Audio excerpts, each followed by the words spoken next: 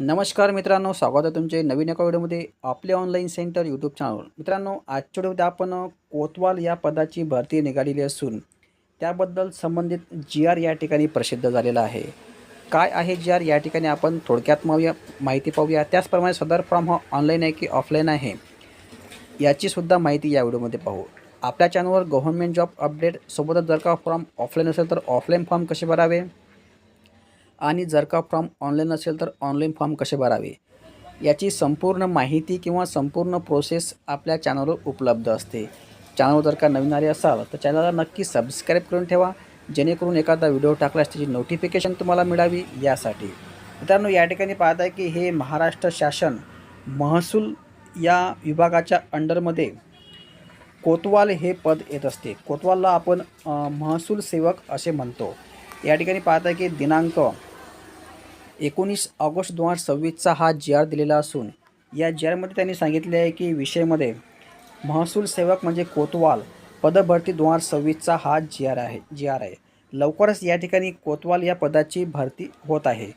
या ठिकाणी जी-आरमध्ये त्यांनी सांगितलेले आहे की 31 मार्च 2026 रोजी रिक्त असलेल्या 2912 इतक्या महसूल सेवांची रिक्त पदे भरण्यासाठी एक विशेष बाब म्हणून शासनाने मान्यता दिलेली आहे. म्हणजे सदर ही भरती आता लगेच 1-2 महिन्यामध्ये सुरू होत असून कोतवाल या पदाची कोण्या जिल्ह्यामध्ये किती जागा दिलेल्या आहेत हे या ठिकाणी आपण थोडक्यात पाहूया. फॉर एक्झाम्पल, या ठिकाणी पाहत आहे की महसूल सेवक माहिती 2026 बाबतचा हा जी-आर दिलेला असून या ठिकाणी पहिला जिल्हा दिलेला आहे की छत्रपती संभाजीनगर. या ठिकाणी मंजूर पदे आहेत 500, परंतु या ठिकाणी फक्त 217 पदे भरलेले असून बाकीचे 283 पदे या ठिकाणी रिकामे आहेत. अशा प्रकारे दुसरा जिल्हा आहे जालना. जालनामध्ये 291 पदे खाली आहेत. त्यानंतर 244 पदे या ठिकाणी भरले आहेत आणि 47 पदे खाली आहेत.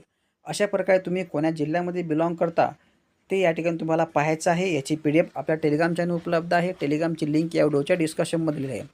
टेलिग्राम चॅनल तुम्ही जॉईन केल्यावर ह्या गोष्टी तुम्हाला या ठिकाणी उपलब्ध होतील. त्यानंतर अजून एक सांगायचं म्हटलं म्हणजे या ठिकाणी अमरावती जिल्हा आहे 15 नंबरचा. या ठिकाणी एकूण जिल्हा आहे, एकूण जागा आहेत 543 जागा आहेत अमरावती जिल्ह्यामध्ये आणि 459 पदे या ठिकाणी भरलेले आहेत आणि 84 पदे या ठिकाणी अजूनही खाली आहेत. अशा प्रकारे तुम्ही या ठिकाणी जिल्हा वगैरे पाहू शकता. सदर ही भरती ऑनलाईन किंवा ऑफलाईन होत असेल तशी अपडेट आपल्या चॅनलवर येणार आहे.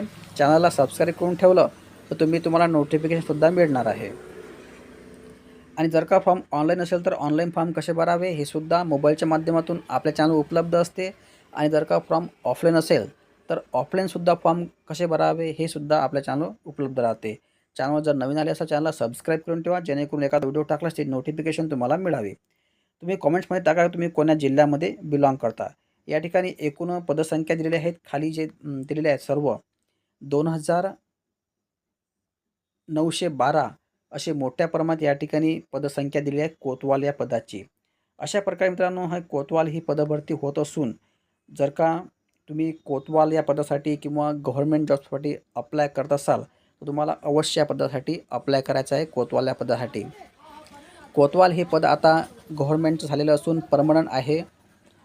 पगार थोडा या ठिकाणी थोड्या प्रमाणात वाढलेला आहे, कारण की 15,000 ते 16,000 रुपये या ठिकाणी कोतवाल पदासाठी पगार मिळत असतो.